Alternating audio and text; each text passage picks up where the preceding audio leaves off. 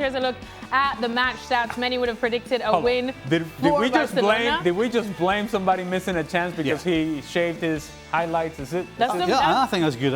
That's my expert analysis for you. All right. It's like Samson when he lost his hair. You know, he lost his strength. Just kidding. Okay. Lewandowski, we've seen the form he's in. Anyways, Barcelona, this is why today was so important. They now overtake Real Madrid to go to the top of the table by just 1 point. And Real Sociedad, you have to scroll all the way down to the bottom half of the standings to find them right there, still hovering over the relegation zone. All right, let's welcome in our Luis Garcia and former Barca man himself. Luis, we talked about this in the pre-show. This was a big night for Barcelona. Fireworks are probably going off at Montjuic as we speak. A big night for them to get a big win. And how was it for you? It wasn't the big win that we all thought. I think the Barcelona missed 45 minutes to try to go ahead and to make this night a special one.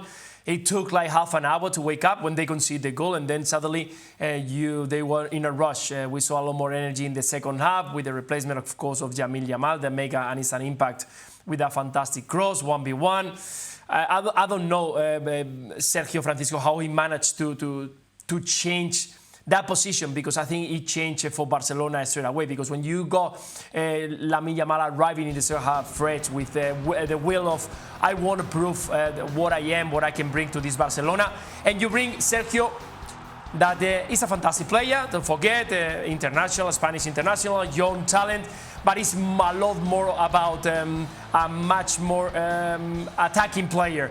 And you receive one of the best players in the league, or if we can call it the best player, the best on 1v1 situation, the best on the speed, on the power. And it was a mess all over in the Real Sociedad left side. So for Barcelona, it was all about waiting for the opportunity. Lewandowski could have had the third one.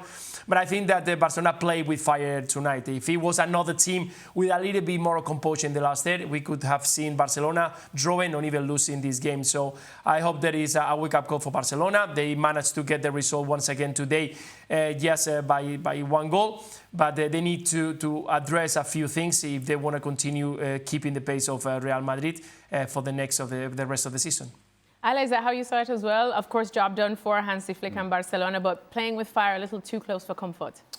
Yeah, no better example of that the sequence where Take Kubo hits it off the crossbar and then Barcelona goes on and hits the crossbar through Lewandowski. But that sequence in itself, late in the match, tells you how much Barcelona give opportunity to other teams. In this case, Real Sociedad. And let's not forget, while we joked in the pregame that, look, Real Sociedad can't score goals. Factually speaking, they cannot. You look at the numbers, and it's not a coincidence. This is a team that, if you were to break down everything that they do, their most troublesome area is scoring goals. And it's a fact this year, and it has been a fact for them years in the past as well. And so you have Real Sociedad in the second half, even though Barcelona has dominated the game, even though Alex Ramiro has come up with save after save after save, you don't put the game away, and Take Kubo is one crossbar away from actually tying the game up late. One of the things that we talked about Barcelona late last season, if you go back to Inter in Champions League semi-final, I should say, giving up goals late in the manner in which they did, that this team needed to learn from those sort of things and how to manage games, how to manage leads, how to manage results. There were moments late in this match in which you're still seeing this high line that doesn't quite make a whole lot of sense. And to Luis's point, had Real Sociedad had players that actually could run in behind. There was a play in which Mikel Oyarzabal gets in behind and just can't quite sort out his touches. But the spaces were there, the chances were there for Real Sociedad, and I suppose we can hang on to the fact that Ramiro, the goalkeeper for Real Sociedad, made a bunch of saves, but still the result was very much up in the air. I think Hansi Flick and Barcelona and these players would want this sort of matches to be a whole lot less stressful than this one ended up being. Stevie, Hansi Flick will probably be looking at the defense after this game. I think Hansi Flick's been looking at his defence since last year. I mean, you can't. The best teams don't go through a season thinking about, okay, we are sometimes pretty vulnerable defensively. but you know what? We're going to score loads of goals. You know, to have that sort of outlook is a gamble. And he has to do something with the back line. There will be days when the forwards are not just quite at it. They're maybe not creating, or they're maybe not finishing. Whatever it may be, there'll be games and days when they're not at it. And so to win a title, you have to be able to rely on your back line to be solid. You have to rely on it to be exactly how you want it to be, game after game after game. You can't say that about Barcelona's back line. They give everybody an opportunity. And so, if there was one thing that he has to try and figure out, that's what it would be. What I would say, though, in the context of the title race in La Liga, when Barcelona see Real Madrid fall apart in the manner in which they did yesterday against Atletico Madrid, they'll take the 3 points however they 100%. come against Real Sociedad. And mind you, I think there's also something to be said about the fact that you're short in numbers because of injuries and you still get 3 points. It wasn't the best from Barcelona, but it was effective and efficient enough. And again, in the context of the title race, you take 3 points however you can get them, especially when Real Madrid did what they did or didn't do yesterday against Atletico Madrid. Well, Luis, as Alex said, it wasn't the best from Barcelona, but they did get one of their best, if not the best player back in Lamine Yamal, and talk about an instant impact. It was like he never left. Yeah, it's like that. And this again, but you can see that he wasn't as fresh as we saw in other games. He wanted to make an impression straight away because as soon as he grabbed the ball, went to face Sergio Gomez and on 1v1 situation, and he beat him quite easily. But right after that, he controlled himself. He saw that the game, it wasn't about trying to keep it going. It was about passing. The pass to Dani Olmo and back to Lewandowski, we didn't talk much about it, but we are talking about a player that is left-footed. Like big left footer. It's not something that the right one is a fantastic or brilliant. It's good, but that's a very good pass. It was with enough space for Dani Olmo to arrive. No shot, no goal, the perfect pace. So we are talking about a player that when he's on the field, he just makes the difference. And we've been talking about what happened with this Barcelona, with Rafinha and without Lamine Yamal. Rafinha gives you things, of course, runs, a lot of work. He's a threat sometimes. He likes to go in diagonal. But what Lamine Yamal gives you is a lot more because he attracts play. In the moment that he's on the ball, 2-3 players have to get closer to cover spaces. And then there are other ones that get free. Today we saw Pedri, we saw Lewandowski, we saw Dani Olmo receiving the ball right after Lamine Yamal have the ball. That's what he creates. And the moment that he's facing 1v1, you know there is trouble because right now it's not only about stopping his left foot that is going to fantastic touch. It's about also the right one. The goal from Lewandowski come from a fantastic cross, and the second pass to Dani Olmo, and then finish it from Lewandowski come from a right pass. So it's a very difficult way of stopping a player like this, much more when he comes and he feels that he wants to show up. So fantastic once again, Lamine Yamal in the minutes that he's been on the field, and fantastic news for Barcelona that he's back for that very important game, the midweek against Paris Saint-Germain. Yeah, well, one of the players that made a big difference today as well is Jules Kounde. He was one of the goal scorers, and he got to catch up with our Gemma Soler. Yes, with Jules Kounde, congratulations on the win and congratulations on your goal. Thank you very much. Thank you very much. So it was a tough game. It was very difficult to break this Real Sociedad wall. Yeah, it was difficult. I think in the first half, we had control, obviously, but they defended very well, and we also should have played a little bit faster from side to side. And I think on the second half, the first 20 minutes, we did that very well. We really had the control of the ball. We scored another goal.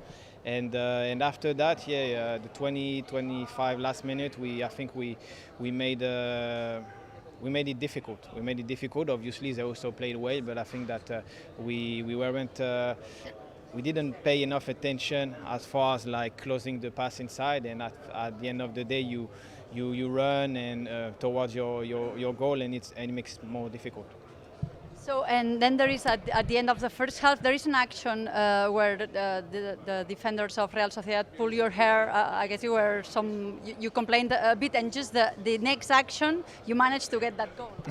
Yeah, no, I think actually he scratched with his nail. He scratched the back of my neck, so it was a little bit painful, but it's fine. And at the end of the day, Marcus gave me a great ball. That's something we work on very hard on the corner and else. So happy for my first goal of the season. Yeah, you always score important goals. That one in the final of the Copa del Rey today, the crowd were very happy. Yeah. I mean, it's always nice to score a goal. Obviously, my first task is always to defend. That's where I'm more focused in. But obviously, it's also part of my position to also sometimes like give assist and goal. So it's always a good moment.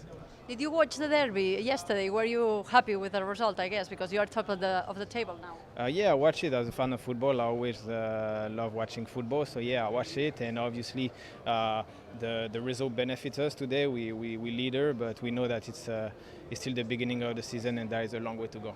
So you have the fireworks now. Enjoy the victory and the fireworks. Yeah, exactly. Thank you. Thank you. Jules Kounde there finding the back of the net. That started with the breakthrough for Barcelona just before halftime, Ale. And an important player for Barcelona, who I still think he's playing out of position as a right back, but continues to do a job on that side and has continued to improve his plays and his value to this group. And you notice when he's not on the field, when he's not on the right-hand side of that back line, you notice that this team has difficulties defensively. Again, an important player that I don't think gets the sort of appreciation that he should, given the fact that we're talking about Lamine Yamal, and Pedri, and Lewandowski, and Ferran Torres. Jules Kounde has been critical to their success. All right, well, we mentioned how Szczęsny has been recalled in between the sticks for Barcelona after Joan Garcia underwent surgery, so he's out for a couple of weeks. Well, he also got to catch up with Gemma. Yes, with Tech, congratulations on this win. Thank you very much. It was a very tough game for us. So it was 4 months and a half approx that you didn't play. Was it challenging to come back in a game tough like this one? Yes, because of course you don't expect to play. My role this season is clear for the team, and I want to make sure that Joan plays as good as he can and support him in his role. So, first thought, not happy about Joan's injury, but then, you have to get focused and prepare for these few weeks where I have to replace him, and I'm just trying to do my best. So today was a tough game, but you have ahead of you PSG in 3 days, maybe a potential El Clásico in less than a month. How do you feel about this? Yeah, as I said, I'm just preparing game by game. Wasn't expecting to be playing these fixtures this season. Now I'm given a chance, so I'll just try to do my best for the team and make sure we don't feel Joan's absence as much because he's a great goalkeeper. He's done a fantastic job. His potential to be one of the best in the world is amazing, and so it's not an easy job, but I'll try to do my best. But you are still undefeated in La Liga in all your games, and also you are top of the table today. I don't know if you watched the derby, Madrid derby yesterday, and you were happy with the result. I mean, I saw the result. I don't really watch football, but I saw the result, and of course, when you get the chance to go top of the league, whether it's at the start of the season or at the end of the season, you have to take it because you want to be putting pressure on the teams below us. We felt comfortable as a leader last year, and hopefully we'll be just as comfortable and we'll keep that position for a long time. So just one last question about Lamine Yamal. He's been out for 4 games, 1 minute, and he does that amazing assist. Yeah, he's a good player, isn't he? He's a good player, I think. Yeah, he makes a difference. I thought Rooney played also really well. He was unlucky not to score the goal, but made an unbelievable save against him. So when he's given a chance, he can also step up and make a difference. But when Lamine comes on, you can just feel the atmosphere at the stadium. Something changes, and he made a difference today. Okay, thank you. Congratulations. Thank you. Thank you. Wojciech Szczęsny, may he never change. Luis, you were laughing, but Ali, what did you want to say? Well, no, I just very quickly, the contrast between Jules Kounde and Wojciech Szczęsny. Jules Kounde, well, yes, I'm a fan of the game. I'm a fan of football. Wojciech Szczęsny is like, look, bro. I had better things to do. I check in here. I come and do whatever I need to do. I go home. I'm not watching any of this. Of this nonsense. I'm not bothered with any of this. It's different ways to approach a career. But for Wojciech Szczęsny, what a role he has. Yeah. So he comes in and has an opportunity to play. But whenever Joan Garcia, there's nobody rooting harder for Joan Garcia to come back than Wojciech Szczęsny.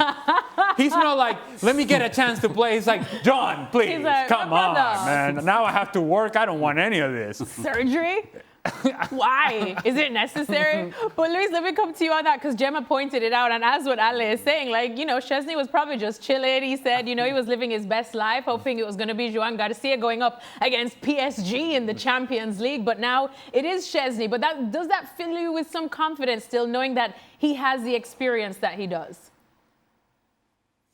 Give me confidence what I saw last year, not because right now, and he did actually a good job today. It's because a player who was retired and managed to get into the first first keeper for Barcelona in a crucial parade that he was the league and the Champions League semi-final and winning the league, being important, not just being there, just being important in important games. So that's what it gives me hope and I enjoy the most. And much more when you see a player who understands his role. Sometimes when you get older and you get closer to your retirement, you want to show out. You want to show that you are good and then you keep going. And no, he understands that he right now is more like a mentor for Joan Garcia and for coaching the other two players who are going to be the future for Barcelona. And he's there to try to guide them, to try to show them that doing the hard work that he put back in the days, you can become one of the best players. He mentioned Joan Garcia to become one of the best keepers in the world. So I think he's just fantastic, and much more because he grabs there, he embraced that position. And when it's the time to prove and to show his ability to be an important keeper, he does it today, and I'm sure that he's going to do against Paris Saint-Germain and whatever they need him, because that's what a professional, a pure professional does. Be ready for what is needed from him. All right, well, unlike the last couple of weeks, we're finally giving Luis Garcia an early night. He doesn't have to be up till midnight. Luis, what are you going to do with this early night? Watch football. Oh, he's a fan of the game and a professional. Luis Garcia, thank you so very much. And I'm pretty sure Luis will be back for Barcelona's next La Liga game. They are taking a trip to Sevilla. That's Sunday, 9:45 a.m. Early start, at least for us here in the US, ESPN Plus and ESPN Deportes.